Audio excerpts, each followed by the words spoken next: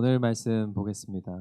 오늘 함께 나눌 말씀은 마태복음 5장 5절 말씀입니다. 마태복음 5장 5절 말씀 함께 읽겠습니다. 온유한 자는 복이 있나니 그들이 땅을 기업으로 받을 것이미요. 아멘. 제가 쭉 이어서 지금까지 이 예수 그리스도께서 산상에서 제자들에게 하신 말씀, 이 산상수훈, 팔복의 말씀을 나누고 있습니다. 이 예수님께서는 우리에게 이 구약 시대처럼 하나님께서 우리에게 말씀하신 것, 내가 거룩하니 너희도 거룩하라 라고 직접적으로 말씀하시진 않으셨어요.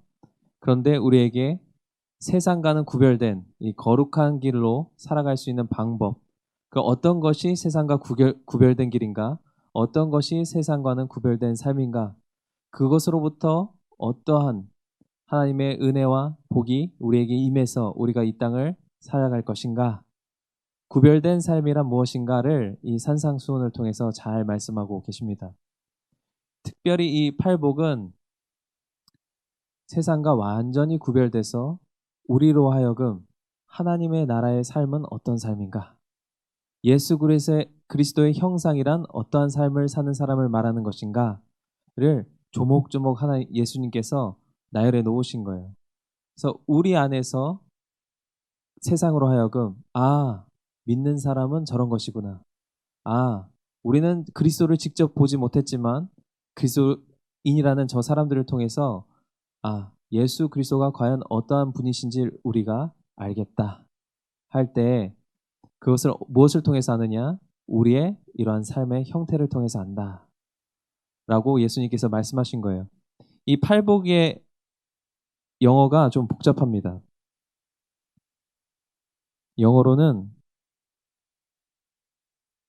be attitude. 굉장히 낯선 단어고 영어에도 그냥 팔복 혹은 스프링 블레싱 해가지고 최고의 축복이다 라고만 나와 있어요. 근데 아무리 봐도 이 단어는 무언가 합성된 단어다. 무엇이냐? 되어라. 이런 애티튜드를 갖추어라. 이 애티튜드는 태도, 자세, 앞에 B가 붙은 건 이렇게 되어라. 이러한 자세와 이러한 태도를 갖추어라. 이것이 우리에게 주는 가장 큰 복이다. 그래서 심령이 가난한 자에게는 천국을, 하나님의 나라를, 그리고 애통하는 자에게는 그 위로를, 그리고 오늘 본문 말씀에 온유한 자에게는 땅을 기업으로 주시겠다. 이것이 우리에게 주는 최고의 축복이다. 그러니까 우리에게 예수님이 말씀하신 건 온유한 태도를 갖추어라. 이것이 너희로 하여금 땅을 기업으로 얻게 할 것이다. 이 땅을 기업으로 얻다는 말은 무엇일까요? 여러 가지 의미가 있을 수 있습니다. 오늘 이 의미에 대해서 쭉 나를 볼 텐데요. 첫 번째로는 이런 의미가 있을 것 같아요. 땅을 기업으로 받다라는 말은 우리가 땅을 경영하게 된다 라는 뜻이죠. 하나님께서 우리에게 땅을 기업으로 주셨다. 우리의 기업으로 땅을 주셨다면 우리는 땅을 경영한다. 우리가 회사를 받았다라고 하면, 회사를 기업으로 받았다라고 하면 우리가 그 회사를 경영하는 경영자가 된다. 하나님을 대신해서 경영하는 경영자가 되는 것처럼 땅을 기업으로 준다. 그럼 우리는 이제 그 땅을 경영한다. 통치하고 다스리는데 하나님을 대신하여 통치하고 다스린다. 쉽게 말하자면 이런 말입니다. 온유한 자는 이 세상에서 영향력을 발휘한다. 온유한 자를 통해서 하나님은 그의 영향력을 발휘해서 하나님의 통치하심과 다스림을 드러내길 원하신다. 이것이 온유한 자에게 주는 축복이에요. 그래서 온유한 자라는 것은 이 하나님의 형상을 드러냄에 있어서 가장 핵심적인 또 축복이라고 할 수 있습니다. 그리고 오늘 이 자리에 모인 우리 뉴주연교회 성도 여러분들, 그리고 100부장, 50부장, 10부장 리더 여러분들, 그리고 가정에 계신 모든 우리 성도분들께서 하나님이 나를 하시길 원하시는데, 하나님이 나를 리더로 사용하시길 원하시는데, 나의 영향력은 어디로부터 나오는가? 바로 핵심적인 영향력은 이 온유함으로부터 나온다. 하나님께서는 이 온유한 자에게 그의 영향력을, 지경을 넓히셔서 다스리게 하시고 경영하게 하시고 통치하게 하신다. 그렇기 때문에 모든 그리스도인들이 온유함을 반드시 훈련해야 되는가? 저는 그러길 원합니다. 그러나 모든 그리스도인들이 동일한 수준의 온유함을 훈련하는가? 그렇진 않은 것 같아요. 그런데 우리가 간절히 원하기는 오늘 이 시간 가운데 우리가 더 높은 차원의 온유함의 훈련 가운데로 들어가서 더 높으신 하나님의 뜻을 내 삶 가운데서 이룰 것이다. 그 차원까지 우리가 나가길 바라는 겁니다. 우리가 우리의 삶의 목표로, 우리 삶의 지향점으로 아버지께서 하라고 주신 일을 내가 이루길 원한다. 그 일을 통해서 아버지를 영화롭게 하길 원한다 라고 하면 필수적으로 전제되어야 되는 조건이 바로 이 온유함의 훈련입니다. 그렇기 때문에 우리 뉴비전교회 모든 식구들은 이 온유함을, 내가 이번에 더 높은 차원의 온유함을 훈련해서 이 온유함의 훈련을 능히 감당해서 이 훈련을 통과해서 더 높은 차원으로 영향력을 발휘하며 내가 쓰임 받겠다라고 결단하는 시간 되길 바랍니다. 먼저 디도서 3장 1절과 2절 말씀 찾아보겠습니다. 디도서 3장 1절과 2절 말씀.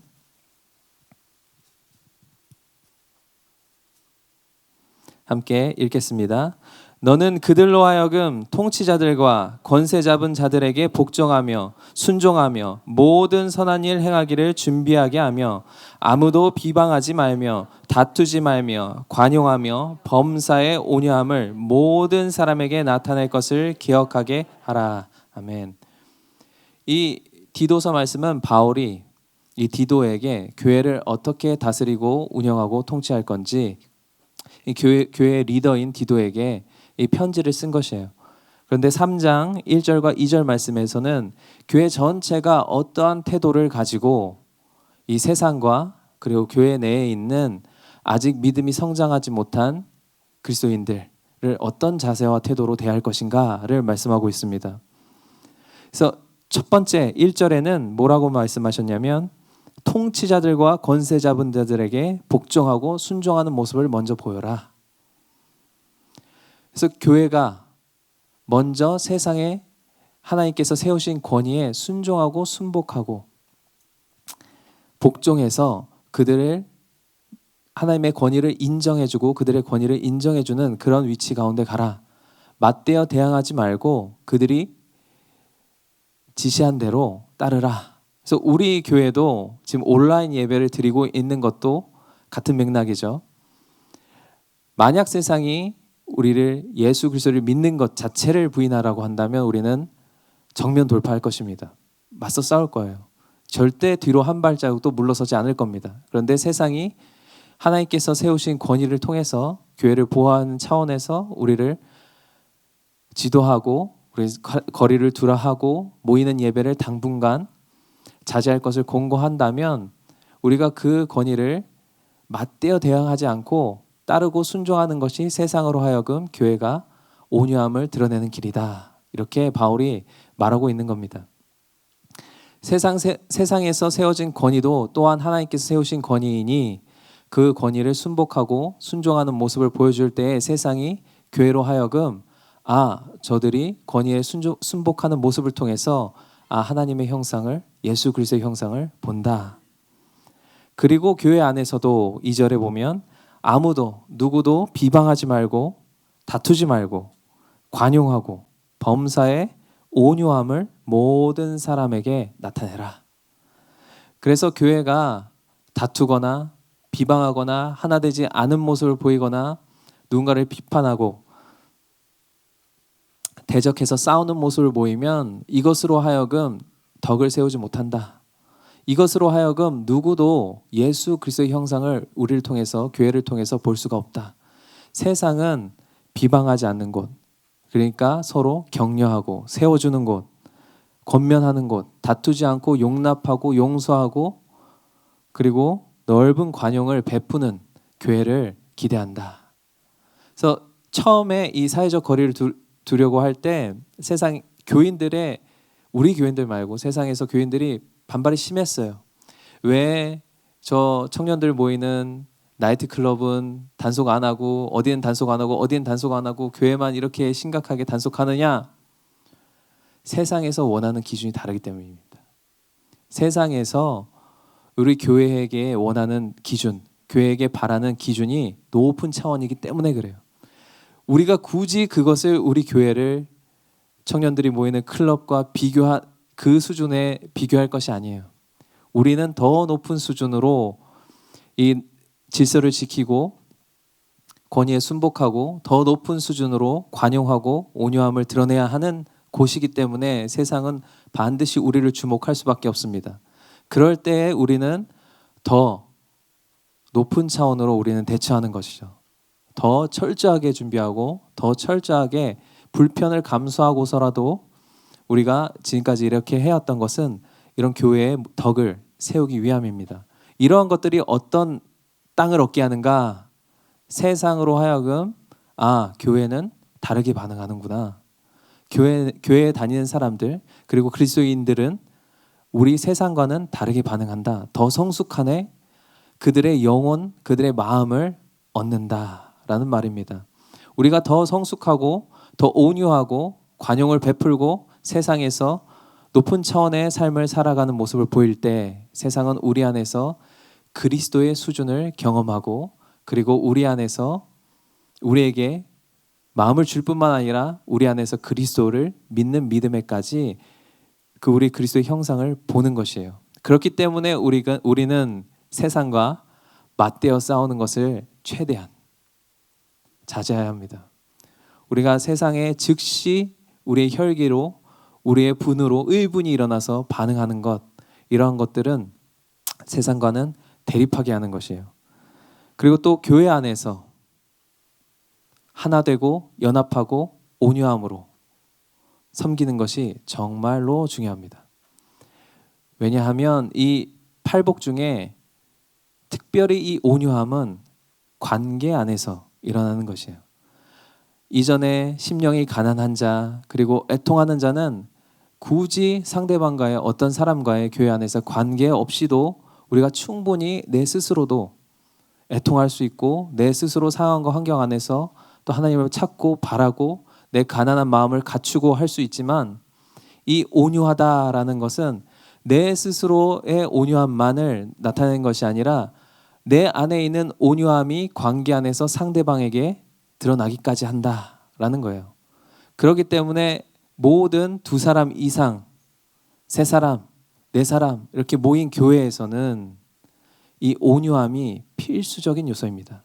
온유함이 관계를 형성하고 관계를 유지하면서 함께 나뿐만 아니라 나만 쓰일 뿐만 아니라 이 교회 차원의 하나님께서 쓰임받는 일에 함께 나갈 수 있는 방법, 그것은 온유함이다. 온유함은 관계에서 작동하는 것이기 때문입니다. 우리 구약 시대에 하나님께서 온유하다 한 사람이 있습니다. 혹시 누구냐면 모세죠. 이 모세의 온유함은 하나님께서 말씀하시기를 지면의 모든 사람보다 승하다. 우리 함께 말씀 찾아보겠습니다. 민수기 12장 말씀입니다.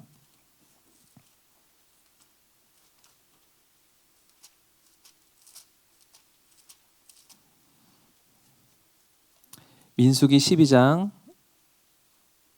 1절부터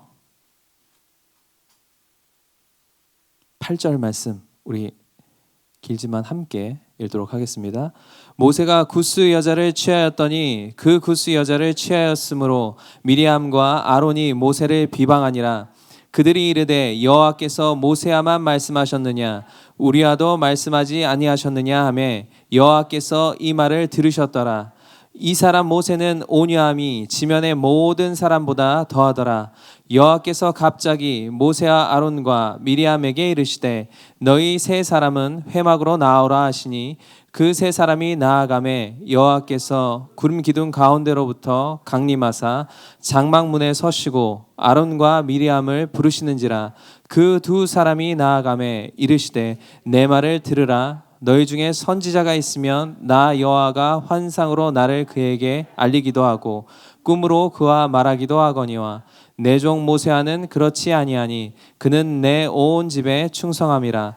그와는 내가 대면하여 명백히 말하고 은밀한 말로 하지 아니하며 그는 또 여호와의 형상을 보거늘 너희가 어찌하여 내 종 모세 비방하기를 두려워하지 아니하느냐. 아멘. 우리 많이 본 말씀입니다. 모세가 구스 여자를 취했다. 이 구스 여자가 십보라인지 혹은 또 다른 새로운 아내를 맞이한 것인지는 이야기가 많아요. 그런데 결국 여기서 핵심은 아론과 미리암이 이 모세를 비방했다. 그리고 이 비방 가운데 모세가 취한 행동이 사실은 나와 있지 않습니다. 모세가 입도 뻥끗하지 않았어요. 모세가 어떤 말을 했다, 어떤 말을 하지 않았다 자체가 나와 있지 않습니다. 그러나 저희가 12장 3절을 보고 확신하건대 모세는 땅바닥에 엎드렸다. 포복했다. 왜냐하면 모세가 또 한 번 포복한 때가 있었어요. 16장에서 이 고라 자손들이 반역이 일어났을 때 고라가 250명의 사람들을 데리고 와서 너희만 하나님의 이 회의 군중 위에 높이 서느냐라고 할 때 모세가 가만히 듣고 엎드렸다가 이렇게 성경에 기록되어 있습니다. 그걸로 보건대 그 말씀으로 보건대 12장 3절에 이 시점에 모세는 무엇을 하고 있었느냐? 가만히 듣고 엎드렸다. 모세는 포복했다. 그 모습을 보시고 기록한 말씀이 3절입니다. 이 3절 말씀은 사실은 이 성경 구절에서 빠지더라도 전혀 문맥상 흐름이 더욱 더 자연스러워요. 12절에 여호와께서 이 말씀을 들으셨더라 하고 4절로 바로 여호와께서 모세와 아론과 미리암에게 이르시되 세 사람은 회막 앞으로 나와라. 여호와께서 들으시고 세 사람을 부르셨다 하는 게 더 자연스러운데 3절이 굳이 들어갔어요. 이것은 하나님의 관점입니다. 하나님께서 그 땅에 엎드려 있는 모세를 보셨을 때 그 모세의 중심 안에서부터 무엇을 보셨느냐? 이 사람 모세, 내가 선택하여 이스라엘 백성의 지도자로 세운 이 사람 모세는 그냥 내가 세운 것이 아니라 그냥 지도자가 된 것이 아니라 온유함이 지면의 모든 사람보다 더하기 때문에 내가 지도자로 세웠다. 이 모세도 처음부터 온유함이 지면의 모든 사람보다 더했던 건 아닙니다. 우리가 잘 아는 것처럼 모세가 이집트에서 40년 동안 궁중에서 생활할 때 온갖 좋은 것들로 배우면서 먹으면서 그리고 지도자로서 저 온 세계를 다스릴 수 있는 통치자로서 지도자로서 세상의 훈련들을 하나도 빠짐없이 다 받았어요. 지금으로 따지자면 뭐 공부로 치자면 박사학위를 받고 또 정치 훈련을 받고 군사 훈련을 받고 이런저런 훈련을 다 받아서 누가 봐도 리더가 될 만한 지도자가 될 만한 것들을 모두 지식적인 면들 소양을 다 갖추었다. 그리고 헌신된 마음도 가지고 있었습니다. 모세는 단지 이집트의 왕자로서 지도자로서 남는 것이 아니라 이스라엘 백성을 이끌어서 하나님께서 말씀하신 그 약속의 땅으로 인도하여 가는 것까지 그 일을 성취하기 위해서 목숨까지도 아끼지 않을 만한 그런 헌신된 마음도 가지고 있었어요. 소양도 가지고 있고 마음도 중심도 가지고 있는 이 사람을 하나님이 쓰시지 않습니다. 모든 준비가 다 끝났다고 생각한 모세가 드디어 자신의 그 의중을 드러냈을 때 오히려 들으셨으니 하나님께서 이 일을 해결하실 것이다 라고 길을 열어드리는 것, 이것이 온유함의 자세입니다. 그렇게 되면 어떤 일이 벌어지느냐? 하나님께서 이 일을 정리하십니다. 이 일을 하나님께서 정리하실 때에 또 모세의 온유함이 또 드러나요. 비록 자기를 향해서 비난하고 비방한 미리암이었지만 그에게 문둥병이 발할 때 모세가 오히려 하나님께 그를 고쳐달라고 기도합니다. 이 모세의 온유함이 잘 드러나는 결정적인 장면이에요. 그리고 고라 자손이 대적해서 일어나서 그 땅이 입을 벌리고 그들을 삼키고 그 향로에서 불이 나와서 그 함께 반역한 자들을 다 불살랐을 때에도 마찬가지로 모세는 한 사람이 범죄할건을 왜 모든 사람을 벌하려 하십니까? 하고 그들을 향해서 다시 한번 온유함, 긍휼한 마음을 나타내고 있습니다. 이러한 사람을 하나님께서는 지도자로, 리더로, 영향력 있는 자로 사용하신다. 그래서 철저하게 온유한 자, 이러한 자들이 하나님의 뜻을 이룬다. 그런 모델이 되신 분이 또 있죠. 예수님입니다. 우리 이사야 53장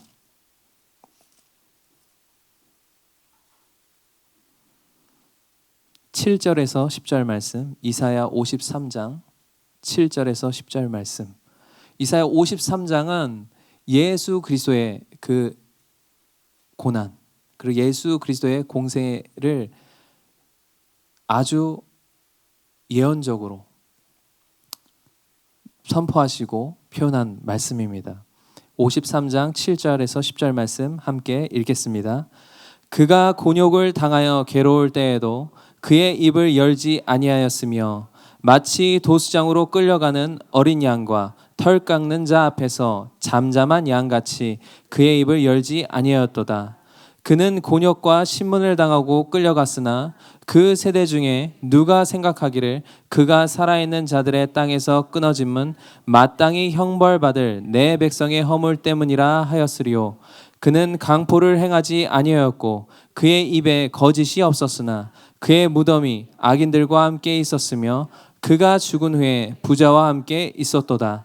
여호와께서 그에게 상함을 받게 하시기를 원하사 질고를 당하게 하셨은즉 그의 영혼을 속건제물로 드리기에 이르면 그가 씨를 보게 되며 그의 날은 길 것이요 또 그의 손으로 여호와께서 기뻐하시는 뜻을 성취하리로다. 아멘. 이 예수님의 고난, 순환에 대해서 말씀하고 있습니다. 곤욕을 당할 때에도 괴로울 때에도 절대 입을 연 적이 없으셨다. 마치 그 양이 도수장으로 이제 죽음을 앞두고 끌려감 같이 한마디도 하지 않으셨다.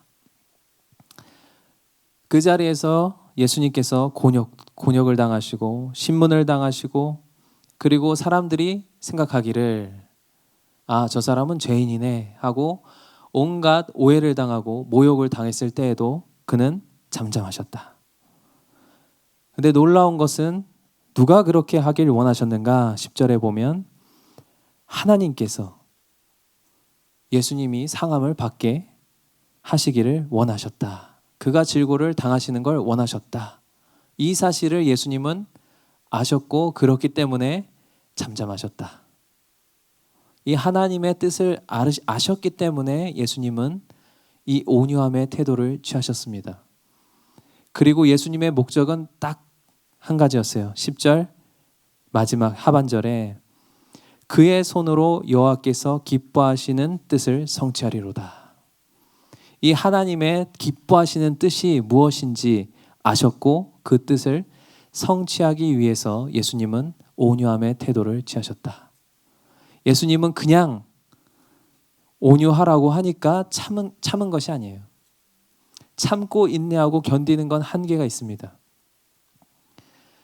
하나님의 기뻐하신 뜻이 무엇인지 아셨기 때문에 인내하셨고 하나님의 그 뜻을 성취하기 위한 그 비전, 목적을 위해서 그분은 온유함을 택하셨습니다. 이 온유함이 끊임없이 참으라, 참으라, 참으라 하면 폭발합니다. 이 온유함은 선택하는 거예요. 선택할 때에만 우리가 온유함 지킬 수 있습니다. 한두 번은 참아내서 온유함의 형태를 취할 수 있겠죠. 그러나 나의 삶을 향한 하나님의 뜻도 모르고 하나님이 지금 무엇을 기뻐하시는지도 모르는 상태에서 그냥 마냥 내가 참는다면 절대 참아지지 않습니다. 저도 우리 믿음의 스승이신 홍 목사님 통해서 이 온유함에 대한 강의를 아마 20대 후반에 들은 것 같아요. 한 11년 전 20대 후반에 제가 이 이야기를 들었을 때 온유함이 뭐가 그렇게 중요할까? 중요하시다고 하니까 이제 중요한 게 되었고 이제 하나님께서 신실하게 훈련시키신다 하니까 그러신가 보다. 그리고 또 이 야생마 비유를 들으시면서 야생마를 하나님께서 이 야생마를 기를 때 또 집에서 기르면 말이 작아요. 많이 성장 안 합니다. 근데 자연에 풀어놓고 기르면 야생마들이 근육이 생기고 커집니다. 그런데 그 뒤로 이제 문제가 무엇이냐면 이 말을 길들이는 것이 문제입니다. 이 말을 길들이기 위해서 어떻게 하는가? 계곡 상류에서부터 말을 빠뜨려서 그 계곡에 휩쓸려 내려가면서 그 말이 힘이 다 빠지고 그 힘이 다 빠져나간 상태에서 그때가 돼서야 이 주인의 말을 듣기 시작한다. 그러니까 이 온유함의 훈련은 끊임없이 깨지고 부서지고 내 힘이 빠져나가는 그런 훈련이다. 그런데 제가 들을 때 굉장히 기대 반, 두려움 반. 그 야생마가 딱 전 것 같기도 하면서 홍 목사님과 제가 눈이 마주친 것 같기도 하면서 피하고 싶은데 피할 수는 없을 것 같고 곧 이 훈련이 시작될 것 같다는 그 알 수 없는 믿음이 올라오고 이 훈련이 딱 시작되는 게 정말 기가 막히게 바로 시작됩니다. 정말 기가 막히게 하나님께서는 무수한 상황들을 앞에 두시고 제가 그 훈련이 바로 시작됨을 통해서 알았어요. 하나님은 정말 나를 그리고 우리를 사용하고 싶으신가 보다. 그렇기 때문에 이렇게 준비 과정도 없이 바로 이 훈련 시작하시는구나. 근데 이 훈련하면서 끊임없이 느낀 건 그냥 단순히 참는 것만으로는 되지 않더라. 그냥 내가 여기서 참고 누그러뜨리고 해가지고는 되는 것이 아니다. 또 제가 제일 훈련이 안 되는 부분이 또 있었습니다. 그분이 무엇이냐면 제가 사람으로부터 신뢰함을 받지 못할 때 그때 제가 발끈하는 거예요.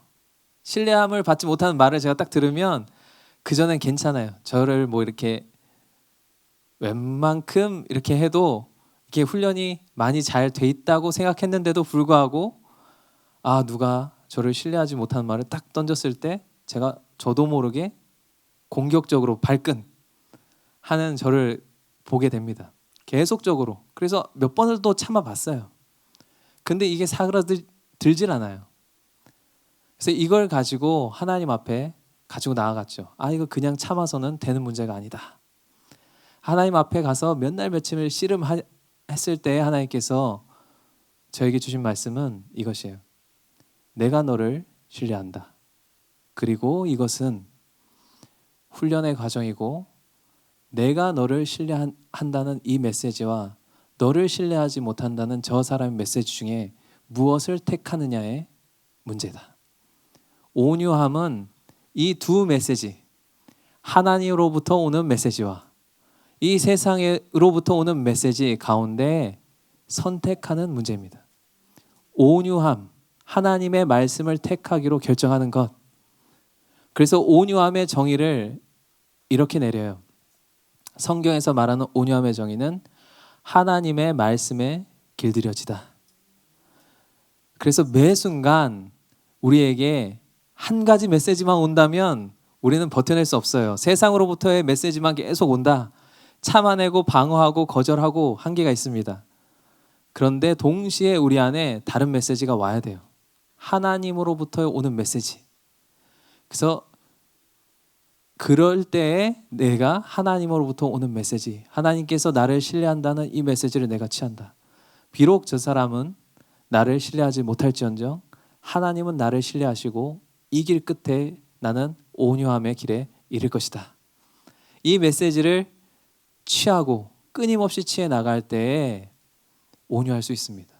그래서 나의 정체성을 좀 더 견고히 하고 하나님께서 나에게 대해서 무엇라고 말씀하시는지, 그리고 하나님과 나의 관계 안에서 나를 점점 정립해 나갈 때마다 이 온유함의 훈련이 급속도로 진전됩니다. 세상이 아무리 나를 오해한다 하더라도 나는 하나님의 뜻을 분명히 알고 있고 나는 하나님의 기뻐하시는 뜻이 무엇인지 알아서 지금 나는 죽음을 선택하였다 라고 말씀하신 이 예수님처럼 세상의 메시지와 하나님의 메시지 가운데 무엇을 택하느냐, 이것이 온유함의 훈련의 길입니다. 말씀 한 구절 더 보겠습니다. 야고보서 1장 19절에서 21절 말씀.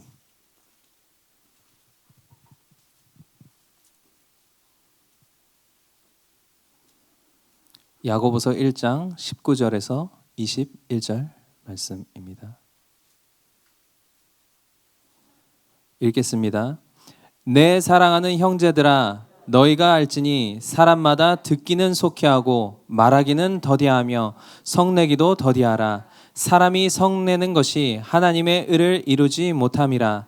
그러므로 모든 더러운 것과 넘치는 악을 내버리고 너희 영혼을 능히 구원할 바 마음에 심어진 말씀을 온유함으로 받으라. 아멘. 이 19절 말씀에 듣기는 속히 하라. 그런데 말하기는 더디하라. 이 듣기와 말하기 사이에 간격을 넓게 두어라, 이 말이에요. 듣고 바로 말하지 말고 듣고 어떤 시간을 보낸 다음에 말을 해라. 어떤 프로세스가 있다, 그 가운데. 그것이 어떤 프로세스냐? 21절 말씀에 이 온유함이 어떤 역할을 하냐면 우리에게 주어진 말씀, 우리의 마음에 심어진 말씀이 온유함을 통해서 받아들여진다 라고 말씀하셨어요. 이 예수님께서 비유로 말씀하셨던 이 가라지 비유, 뭐 좋은 땅 비유. 그래서 좋은 땅에는 말씀을 뿌리면 열매를 맺고 결실을 맺는다. 30배, 60배, 100배의 결실을 맺는다 라고 하셨는데, 그 좋은 땅의 근거가 무엇이냐? 온유함. 온유함이 무엇이 되냐? 뿌려진 말씀을 받는, 심겨져서 열매 맺기까지 받는 그 온유함이 그 역할을 한다. 그렇기 때문에 듣기는 속히 하고 말하기는 더디하라. 요 사이에 어떤 과정이 들어가야 되는가? 온유함의 과정이 들어가야 됩니다. 내가 사람으로부터 들은 말씀과 가지고 반응할 것인가? 잠시 머물러서 하나님이 나에게 하신 말씀을 듣고 그것을 통해서 반응해서 내가 말하기까지 할 것인가? 입니다. 더디하라. 그 사이에 어떤 과정을 두라. 그 말은 그 사이에 온유함, 하나님의 말씀을 온유함으로 받아서 내 마음에 심어 놓고 이 온유함으로 심겨진 이 말씀을 통해서 그 사람에게 반응해라. 그러할 때에 너의 관계가, 너희 안에 영향력이 온전하여질 것이다.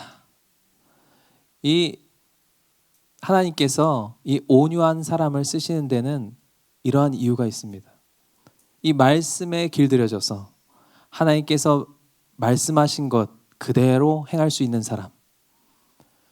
그래서 온유함이 없다면 하나님께서 가라고 할 때 가지 못하고, 멈추라고 할 때 멈추지 못하고, 그리고 돌파하라고 할 때 돌파하지 못하고, 이 훈련된 말이 이 장애물을 뛰어넘으라고 지시하는 이 기수의 말을 듣는 것처럼 이 장애물 앞에서 온유함이 없다면 멈추거나 돌아가거나 뛰어넘지 못하고 다른 반응을 할 터인데, 이 온유함, 말씀에 길들여진 사람은 장애물을 뛰어넘으라는 하나님의 말씀 그대로 장애물을 뛰어넘고, 속도를 빠르게 해라 그럼 빠르게 달리고, 늦추어라 그럼 늦게 달리고, 멈춰라 그럼 멈추고, 가라 하면 가고, 좌로나 우로나 치우치지 않고 하나님의 말씀을 그대로 있는 대로 성취하는 사람, 이러한 사람들을 통해서 하나님은 그 일을 성취하십니다. 그렇기 때문에 예수님께서 나는 온유하고 겸손하니 내 멍에를 메고 나와 함께 배우라 하셨던 것처럼, 예수님께서는 이미 멍에를 메시고 배우셨다. 온유함으로 순종하는 법을 배우셨다. 이 멍에를 맸다는 것은 그 농부가 밭을 갈 때 어느 방향으로 밭을 갈아야 되는지, 좌우로 치우치지 않고 곱게 그 길로 가는 법, 이미 예수님께서 배우셨고, 너희도 나를 통해서 그 멍에를 함께 메고 배우라. 이 말씀이 너희 안에서 살아 움직이게 하라. 그 말씀이 너희 안에서 작동되는 그 중심을 가져라. 그럴 때에 너희가 영향력 있는 자리로 갈 것이다. 그럴 때에 하나님께서는 어떻게 하시느냐? 영향력을 넓히신다. 그리고 땅을 기업으로 주신다. 경영자는 온유한 그 사람을 통해서, 그리고 세상도 그 온유한 사람을 통해서 하나님을 보고 예수 그리스도를 보고, 교회도 그 온유한 사람을 통해서 연합하고 함께 한 비전을 꿈꿔나가고, 그리고 개인 자신의 삶에서도 하나님께서 영광 받으시고 그 말씀이 그 사람을 통해서 성취되는 것을 모든 사람이 보게 된다.